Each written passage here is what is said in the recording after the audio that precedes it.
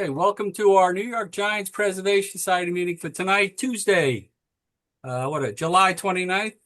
Usually don't have it on Tuesday, but we're going to run with this tonight. We have Bill Swisher. Bill is the organizer of the John Mcgraw Historical Field Marker up in Truxton, New York. We'll be getting to Bill in a second. I want to welcome all members, and some of the Sabre landmark people are here, so I welcome them. And some of Bill's family, especially his daughter Amy, who helped organize this. Welcome to Amy. I'll watch captions only. Just some other information you should know. We have a meeting next Wednesday. That'll be with Marty Laurie. Marty's been part of the Giants fabric for years and years. He spoke a few years ago, and I asked Marty to come on next week to discuss the Giants trading deadline. Things aren't going well now, but we'll have a recap of what transpired. Thursday, still haven't heard from Affinities, but I might go over there and I'll hear hopefully tomorrow. I'll send out an email if anybody wants to grab lunch or something. They were talking about some Giant people going there. I don't know anything, so I'm waiting to hear. Friday, Saturday, and Sunday, the Giants are in town in New York to play the Mets. Saturday is the event that Bill will be speaking to, roughly 5 hours out of New York City. The people in upstate New York, be a great thing to go to. If you're in Nassau County, before the game, I am speaking at the Shelter Rock Library about Willie Mays. I've been working on. Well, you're back in about 2 hours. I've been working on getting restoration of historic monuments at the Polo Grounds, and we might be onto something. I don't know, but I heard from somebody today, and you know what? You never know. So, with that in mind, I am going to introduce Bill Swisher. Bill lives up in Truxton. Maybe not Portland, New that York. town, but he's up there. He organized this event. I'm going to let him talk a little bit about himself and how he got involved in this. And then I might ask him some questions. And then I'm going to play a song by Mark West, who's here tonight, having to do with John Mcgraw. And Mark will also tell you about a new song that he's going to debut on Saturday about the event. So let's all give a nice round of applause to Bill Swisher. Bill, the floor is yours. Okay, thank you. I appreciate you having me. This Saturday, we are going to have a program in Truxton, the home of John J. Mcgraw. And the main purpose of this, which we started about 3-4 years ago, meeting with the trustees in Truxton, was to put a historic plaque on the field in which the New York Giants came to play on August the 8th in 1938. Truxton is a community of about 1,000 people. And for that particular ball game, they had about 7,000 to 8,000 people. And it was very interesting to note that Cornell University, which is not too far away from here, and Syracuse University furnished bleachers to surround the field. But anyway, going back to the marker, this is something that I approached my wife about, and we have supplied the financial backing for this, and that's the main purpose on Saturday, to unveil the marker, and the residents of the community have seen this yet. In the meantime, we got hooked up with Mark West, and he really started driving this a little bit more. And this thing has turned out to be a real large event. We are having state and federal politicians speak. We're having some of the family members that are still living on John J. McGraw's family side appear. And we also have some relatives coming that were part of the original planning committee of 1938. We discovered a lot of things reaching into this, and the other thing that we approached them about, that they have a monument right in the fork of the road going into Truxton on Route 13, and of course, the purpose of the game played in 1938 was to raise funds to do a monument for John J. McGraw. So that sits right in the middle of the highway. Uh, I say maybe just on the edge, but it has a road on each side of it. And I approached my wife afterwards and said, we probably should do a little bit more about this. The foundation of it was kind of crumbling apart because in the beginning, when they put it up in 1942, there was flat stones around the base of the monument, and they began to deteriorate and fall apart. So we had some contacts, and we built a beautiful looking cement base for it now. So that's becoming part of this program that we have on Saturday.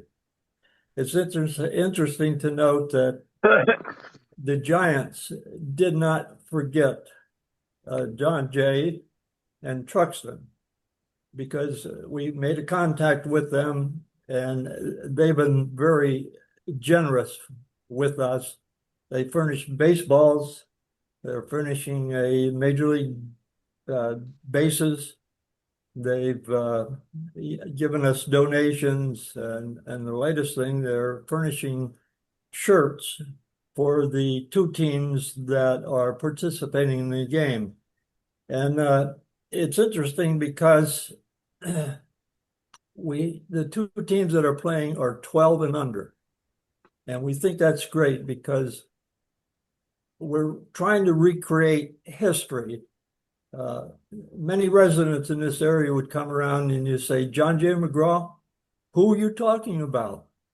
And I think we want to revive the history of John Jay in this community. He had a difficult life growing up.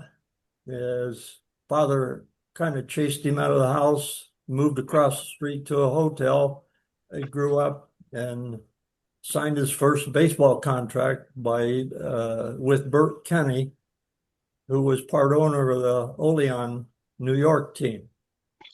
So all this is we're trying to recreate and bring life back to Truxton and the game that was played there and all the events that really took place.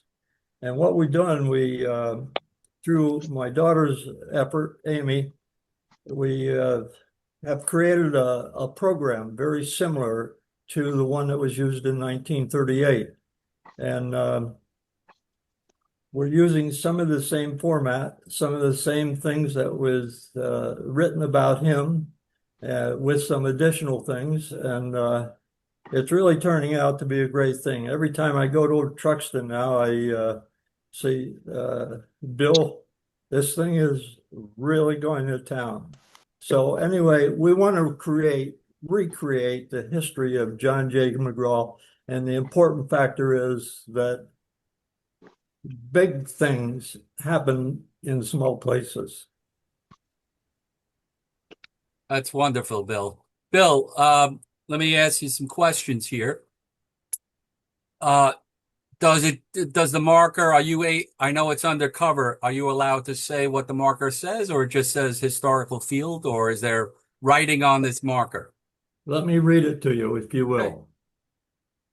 It says, heading it out, I don't know whether you can see that or not, but that's the marker here. Anyway, it says August the 8th, 1938. On this site, baseball's National League New York Giants honoring former manager John J. McGraw wished to bring his team home. Played a game against the local team, Truxton Giants. By a score of 8-1, the New York Giants prevailed. The game was attended by approximately 8,000 people. Tickets were $1.10. Proceeds were used to build the John J. Mcgraw Monument. You know, it's interesting because in the outfield of this field, John J. Mcgraw Field, is a little river that runs. And one of the things they keep pointing out all the time, Mel Lott hit one over the bleachers that were lining up by the river in left field, over the bleachers, over the river, and they had a ground rule double. So he never got credit for a home run. But you had three players there. You had Mel Lott, you had Carl Hubble, and you had the manager. I lost my track. Bill Terry. Huh? Bill Terry. Bill Terry. I want to tell you quickly another story. Afterwards, the new school in Truxton had just been built in 1935. And they had dinner over there. And right behind it, this is all farm community now. So right behind the school was a apple orchard and a cider mill. And they said after the dinner, some of the Giant players went off into the cider mill and maybe got a little hard cider because the next day they were playing a doubleheader, I think, in Boston, and they lost both games. So they keep kidding around and they think maybe we had too much to drink the night before. So, Bill, I know you're a long time, and you're retired, of course, now, educator. Did your love of history make you pursue this with your wife? I think so. I always loved history. And, I used to go through Truxton. I coached basketball at the same time also, and I used to coach against Andy Tay, who played in this game, and he was the coach in Truxton. His son is still alive today, so we talk to him every once in a while. But yes, you go by there and you think about this monument. And when we got really involved in the field, Truxton always had great baseball teams going way back in the 1890s. They played in hay fields and so on, but they were great baseball people. And this field being laid out since 1930, Truxton is a community now where it doesn't have too many youth. And the whole purpose is to make young people, try to create young people to realize that in small communities, great things can happen. Now, I know your wife passed recently. How did you mentioned that you and your wife put up money? Did you get any help from any, donations, or is it totally, your doing? Not really. That wasn't our purpose. We were willing to do this. We wanted to, and we approached, and I met with the supervisors there about 3 or 4 years ago. That's when it really started to get serious, and asked them whether they wanted this to happen. And Truxton is a quiet community, so you have to be careful how you approach things, and don't overstep the situation. And we just love the history, and we love the community, and we wanted to do something for them. That's wonderful. All right, here's what I plan on doing now. Why don't you just tell us step by step kind of what's going to happen on Saturday, and then I'm going to play a little song that Mark West wrote about Mcgraw, and then Mark will talk about what he's going to be premiering on Saturday. How does that sound? Okay. And also, you said the Giants did a lot for you. Yes. I heard that Hall of Fame John Miller, Hall of Famer, is going to be recorded talking. What is that all about? Well, John made a recording to introduce the two ball teams that's going to be playing. So as the game begins after this formal program is finished, the ball game will begin, and he will come on and broadcast that these teams, the Homer All-Stars versus the Moravia All-Stars. And again, I remind you, it's a 12 and under group, and I think that's important for the kids to learn they're playing on a historic field. And they're listening to a historic announcer as well. Yes, and He's fabulous. the rest of the program, I'll just run down what our program's like. Is a welcome, that's by me. Invocation, we have Father Dennis Walker going to be involved. The Star Spangled Banner is going to be sung by Maria Arnold. And then we have several speakers. I have written for the program as to why I did this for John J. Mcgraw. And I'm going to read that at the day of the program. And we have senators, we have representatives from the state and from the county. We have a young lady by name of Abby Aldrich. She's a student at Homer High School, and she's going to do a reading on John J. Mcgraw Comes Home. This was a poem that was read in 1938 before they played the ball game. It was written by a sportscaster at a Syracuse newspaper at the time. So we're trying to create some oldies and some goodies along with this. We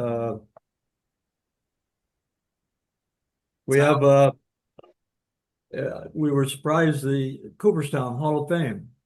They got involved. They sent us a resolution that's going to be read at the game. And the president of the San Francisco Giants also sent us a nice letter that would be read at the game also. We have music by the Songs of the Game by Mark. And he's written this new song, Truxton, A Native Son. So I haven't heard it, but I think it's going to be great. Well, Bill, I got to tell you something. Your daughter Amy, who I have spoken to on the phone quite often lately, was all nervous about you. Come on, you've been doing this forever. You're terrific on this. So anyway, what we're going to do now is I'm going to play a song about John Mcgraw that Mark wrote. Mark is then going to talk about his new song, and then we will open it up for any questions to either Bill, his daughter Amy, or Mark. How does that sound, gentlemen? Does that work for you?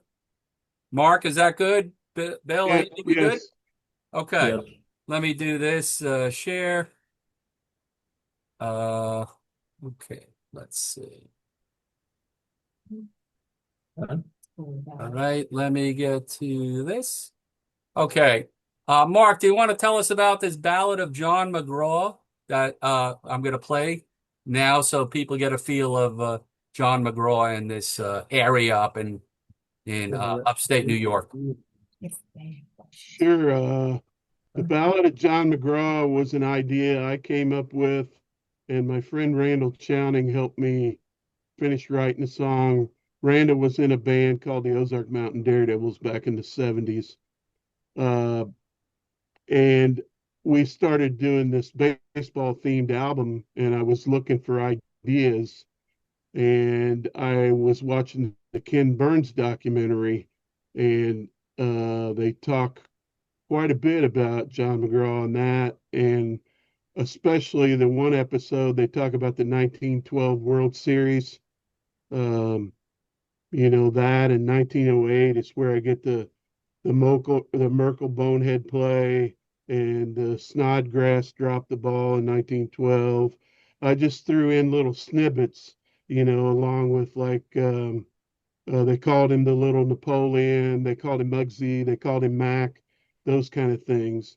And we did it in a minor key. I had to dig out my music theory book from college to remember the makeup of a minor key. But we did it in a minor key to kind of give it that notorious feel. Um, anyway, we did that back in 2009, and there's several other songs on the project, but I got contacted by Amy maybe back in November. Uh, her dad had told her he would like a song for this event, and she found our song and she messaged me through my Left Field All Stars Facebook Okay. page, and Got it. that's how I met them. And the more I learned about what they were trying to do, I'm like, well, you got to let us come up there and tape that, because there'll be a lot of people who want to see that won't be able to make it. So that's kind of how I got involved. Wonderful. So I'm going to play this, and I'm letting everybody know there are certain rules with YouTube. I'm going to attempt to play it. I hope you guys hear it. If you don't, I'm sorry. This is the only thing I can do. So, Steve Rothschild, when I hit the play button, if you could do a thumbs up with your own hand that it's working, or a thumbs down that it's not. It's a 2-minute song.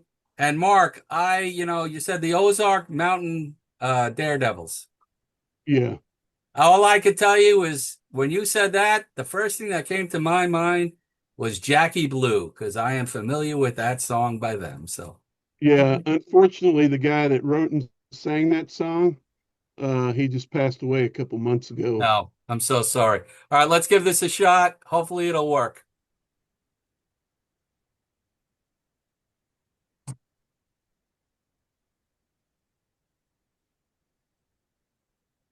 Year was 1912, giants and the Sox. They called him Little Napoleon. Valley gone wrong. Story gone wrong. Legend gone wrong.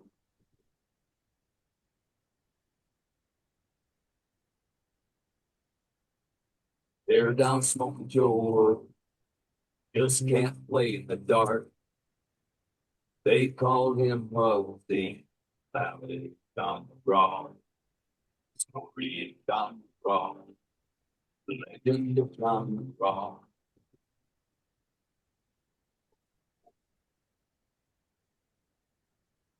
Just like the Merkle boner, Snodgrass dropping the ball.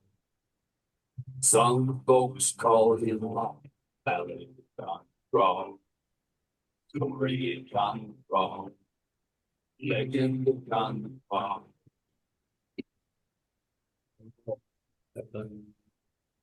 Yeah.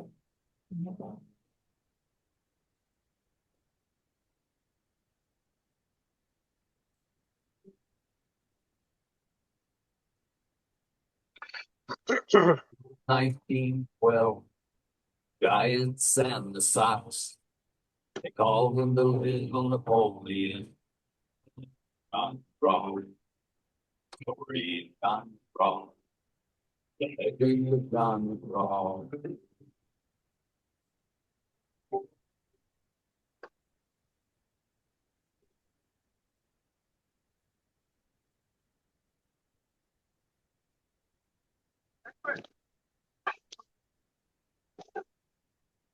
'Not great, Gary, but you tried. It seems to be dying out.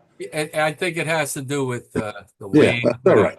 It's all good. Regardless, Mark, tell us about the new song "Truxton," a native son that I guess you'll be premiering on Saturday.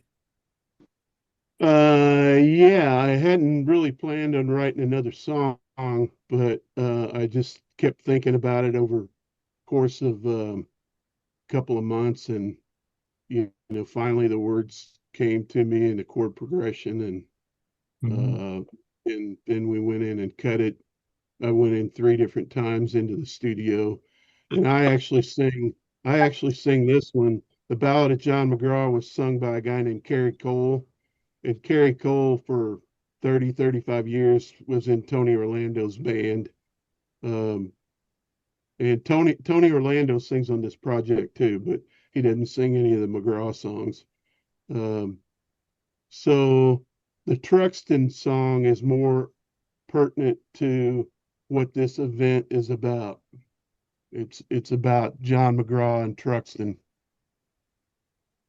Nice. And if somebody wanted to hear this, what would they do? Okay, we just finished it like last week, and I have uploaded it to my digital distributor, which is how you get it on Spotify and Apple Music. And as soon as they approve it and upload it to the platforms, it will be available on Spotify and Apple Music and probably YouTube and all the other platforms, Amazon. Um, right now, at songsofthegame.com, there is a link to Spotify and Apple Music. Um, and I may not get this done. I'm leaving in the morning to go up to Truxton, so I may not get this done till after the event. I'll try to put a link on the website to it. Yeah, you could send me the link and I'll forward it to everybody, whomever might be interested. Bill, best of luck on Saturday, and we're going to open it up to questions for you. Steve, you are first. Just a couple of points. A lot of the people on the Zoom here know that I'm a big Al Jolson fan as well as a historian of Al Jolson. He was a Giant fan, number one, and he was a very close friend of John Mcgraw. And only because we're talking about records, recently, one of the members of the Jolson Society presented me with Jolson's first recording from 1911, his last recording from 1950, and they're immaculate, both immaculate. Olean, New York was mentioned. Is that where St. Bonaventure is? Yes. Okay. And I have a quick John McGraw story that I was privy to. I think the first Giant magazine, I think it could be off by a year, came out in 1979. I'm talking about San Francisco. A lot of the people here know Ed Logan, who was the last bat boy in New York, and his dad, Eddie, was a clubhouse guy for many, many years, and he was preceded by his dad, Fred. Well, Fred was working for the Giants, and Eddie Logan was a little boy at the time, and he would hang around with his dad, who was our Logan's grandpa. And every day, John McGraw would give him a nickel. Well, one day he's waiting around and he says, "Can I have a quarter?" John McGraw gave him a nickel. So, John McGraw story. It's great what you're doing. And, Gary, kudos to you. New York Giants Preservation Society. I mean, this is what it is. What's going on today, right? So kudos to you. Thank you for coming on, guys. And Bill, please, if I was not asked to speak at a library about Willie Mays, I would have loved to have joined you because, first of all, I love driving up there, and second of all, this is a great event, and I'm sorry I'm not going to be attending with you, but I will, on Facebook, we'll post whatever happens on Saturday, and look forward to hearing great stuff. Where is Truxton, Gary? Where is? It's by Cortland. Oh, that's a ride. Okay. Yeah. Right. Not too far from Syracuse, about 30 miles from Syracuse, New York. And Cooperstown is where in relation to that? Cooperstown is east. Okay. Cooperstown would be east of here. Yeah. About 90 miles. Oh, not that far. Okay. Can I say one other thing? Amy, Mark, go ahead. I told when I got involved in this, I'm like, well, we need to videotape that because there'll be a lot of people, and so we're gonna have a couple cameras there. So we're gonna videotape the program and interview some people, and we're gonna take some what they call B-roll. We're gonna take some footage of the monument and the hotel that Burt Kinney owned, and we would love, Mark. We would love things like that. We would love to put this on our Facebook page, our YouTube channel. So it may not be edited like right away because on the back end of this, I have another gig, but it'll be up there at some point. Bill, I forgot to ask you before I go to Mars. What is your expected attendance there? Is everybody in Truxton going to be there? Well, I hope so. Can I say something else quickly? It's your floor. You could say whatever you like. Well, I don't know whether you can see this or not. This is a brochure that we've distributed around. And down here, it has the grandstand. This grandstand was built around 1930, 1929, when the field opened. And I don't know whether I shocked the Truxton people or not the other day when we had our meeting, but I said, another thing we'd like to do. We'd like to furnish the money, the funds, to renovate that, to bring it back to its original condition that it was when it was first built. So in addition to furnishing the funds for the historic marker and doing the work on the monument, we'd like to do this. And on 92, I don't know how many more years I have, but I hope I can get it done. Knowing what you've done here, I'm sure you will. So good luck with that. Mars, you're up. Well, thank you for joining us. This was, of course, very interesting. I I gotta mention that when my great grandfather came here in the 1880s, he actually went to ball games at the Polo Grounds when it was in between 110 and 112th Street. And so it goes back to my great grandfather and then my grandfather. Now, my great grandfather and my grandfather, they weren't vociferous baseball fans like my pop and me, but nonetheless, they lived nearby the Polo Grounds when it was in Central Park. And what was passed down to me when my pop died was McGraw and the Giants, the book, and Otten Terry and the Giants. And then I heard all the stories. My pop loved to tell the stories of what happened in World War II and what happened when he used to go to the Polo Grounds. And I went to the Polo Grounds. They left when I was 10 years old. So this is really resonates with me deeply. And I want to thank you for being with us. Now, the question I have is before Stoneham, what percentage, and actually during Charles Stoneham, what percentage did John Mcgraw own of the Giants? I think he owned, I read recently, I think he owned about 6 or 8 shares. Now, how much the shares valued at that time, I don't know. But I also found out through my readings that when John passed away, he gave those shares in his estate to his sister. And his sister lived in Camillus, New York, which is closer to Syracuse. So what has happened really with those shares, I have no idea. The sister is buried in Camillus, so I don't know. Well, thank you very much, sir. Kerry Gleason. Kerry, you are up. Well, I was just going to add to the answer on that last question. I am working, I'm writing a biography. It's about the unique friendship between John Mcgraw and Huey Jennings. And I'm actually at the, I just finished writing the part where John Mcgraw became a part owner of the Giants. And he borrowed money and wrote promissory notes for $50,000 to own shares. And I believe it was 10 shares. So I just wanted to contribute that. Thank you, Kerry. And Kerry, once his book is complete, he'll come back and address our group about John Mcgraw. I thought this would be, instead of just a biography on McGraw, I thought this was a great story to bring Bill in. Bill, what was the, major trigger that made you say to yourself, hey, I got to do something? There had to be some event. Was it just you looking at the field constantly and going, this looks like, crap? Talk to me.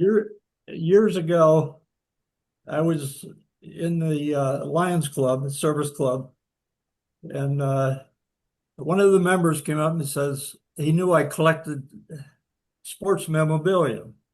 And the only reason I collect them was for my own happiness. And he says, I got something you would like. I says, what's that? He says, I got a program of the game played in Truxton in 1938, and it's signed by all the Giant players and also the Truxton players. I says, I got to have it. So as a service feature, we had an auction and they had it all set up so they made sure I was going to get it. And that triggered the whole thing that I got to get involved in this. And I learned so much more about John Jay at that time. It's interesting to note also that when the game was played in Truxton, Horace Stoner, the owner at the time, he attended the game. The lieutenant governor of New York State attended the game. Mrs. Mcgraw attended the game. And I think they brought along even the diamond keeper, who there's a lot of stories about John Jay and the groundskeeper because he did what John wanted him to do in order to win ball games. If he wanted the grass to grow a little longer in the outfield so they could hide a ball, and if somebody hit one, they would grab the other ball and get it back in quickly, or slant the infield a little bit where it was either going to go foul or just stay fair or whatever. And John was famous for those kinds of things. There's one story that goes by. He was always famous of when he was coaching on third base. He would always be famous for holding back the runner of the opponent team. And one day they got wise to it. So the runner loosened his belt. And John grabbed the whole of it. And the runner took off and he kept on going. And John had the belt in his hand. So John was a trickster. He did a lot of things he did everything. His motto was there's only one thing. That's and he did everything he could in his power to win ball games. Now, one thing I like at ceremonies, I don't know if you're going to have it because of fun and stuff. Any bunting being prepared or no? Anyway. Bunting? Yes. Yes. Yeah, we actually have a stage. Oh, that's great. Lots of bunting, all of Mark's equipment that he's bringing. Yeah, we're gonna try to dress up this old field. That's wonderful, Amy. Yeah. Michael Frank, you're up. About 45 years ago, my cousin drove me from Homer, where she still lived, to my client in Norwich. We went through a lot of small towns. One of them was Truxton, but another one was Mcgraw.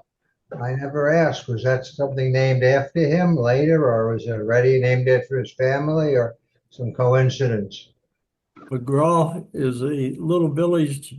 Actually, I retired from there as a school administrator. Has nothing to do with John J. Mcgraw. There was another family that moved in from New England that was by that name, and he was a crafty businessman, and that's how Mcgraw got its name. So it's not associated with John Jay whatsoever. Thank you, Michael. Frank Sexton, you're up. Yeah, as I'm sitting here, I'm sure so many of us on this call have recollections of sitting in the polo grounds with our fathers, frankly. And I remember a conversation I had with my dad. I couldn't have been any more than 6 or 7 in the polo grounds, and he had just pointed Jackie Robinson out to me. The Dodgers were playing the Giants, obviously. And he said, well, he's a very important man, but we don't like him. He's with the Dodgers. We are Giants fans. Remember that. We're Giants fans. And I said, why are we Giants fans? And he said, because we're Irish. And he then explained to this 7-year-old who John Mcgraw was and all of this and so on and so forth. And every time I hear about Mcgraw, it makes me reflect on how very important baseball was to the first and second generation immigrant people of the New York City area, particularly Italians and Irish and Eastern European Jews. I mean, they gravitated toward baseball because it was so American. They really, really badly wanted to be American and participate in all things American. And so I think a lot of this is a celebration of even more than a man. It's a celebration of our immigrant heritage that we keep trying to forget very hard in this country. Very good. Great points. You know, the family name was originally Mcgraw. And somehow along the lines there, it was changed to Mcgraw.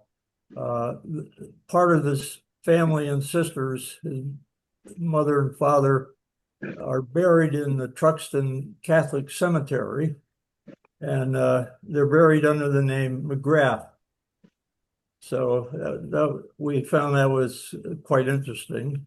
The other story I have to tell you quickly is that when John was growing up, he'd get all of his cronies together and they would go across the street where the Methodist church is, and there was a big hotel there. And at that time, they had stables back behind for the horses and so on. But John and his buddies would always practice hitting the ball there, pitching to each other and so on. Or if John couldn't round up his buddies, he would go there himself. Well, John learned to hit to the opposite field in practice there because he always got in trouble with his father because John would break windows in the buildings that were there, particularly the stables, I guess. And he'd go back home and his dad would have to pay 5 or 10 cents for a pane of glass. And it got to the point where John's father got very angry and upset. And he chased after him, and John escaped, so to speak, and he went across the street to the hotel. Mary Goddard ran a hotel there, and she had 6 sons of her own. But John's father did not know where he went, but he did find out, and he eventually was convinced that John could live there, and that's where John lived the rest of his youth while he was in Truxton before. But there are a lot of stories also that these little towns all had a ball field, and they were very competitive. This was a very, very competitive area playing softball.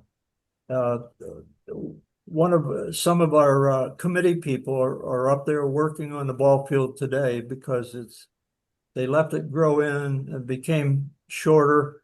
Base paths became shorter and so on. And Amy and I were up there yesterday, and they're plowing and skinning this field right back to, I hope that somehow, and they are not a community with a lot of money, that somebody will come forth and keep that beautiful. Matter of fact, they double cut the infield and outfield, what's left, and it's going to be in beautiful shape, and I hope they can keep it that way. And that's why we're trying to get some additional funds to assist them to do that kind of thing. And my daughter, with all of her political contacts, well, I'm sure she can help us. Thanks. Anybody else have a question? I know some of you don't know how to raise your hand, the yellow hand, who want to just raise their hand and ask a question. All right, listen, Bill, we wish you and Amy and Mark, of course, the best of luck on Saturday. I know you're going to hit a home run, no pun intended, but it should be a great afternoon for all of you, and I hope it turns out to be everything you want it to be. So let's all give it up for Bill Swisher. Thank you, Gary, for having us. We appreciate it, an awful lot. We really appreciate you, and you should go on tour with this. All right, you're really good at this. So anyway, I'm going to shut off the recording. If Anybody wants to sit around and talk about Giant baseball? I know it's not a good time, but we'll be here Thank for a you. little bit. Bye. Have a great night, everybody, and see you You too. all Wednesday with Marty Laurie, who will be great. So we'll see you next week. I heard from Finities, by the way. I have to call them tomorrow at 1:00, and I'll let you know if anything's going on there on Thursday. So good night, everybody. Long live John Mcgraw. Good night.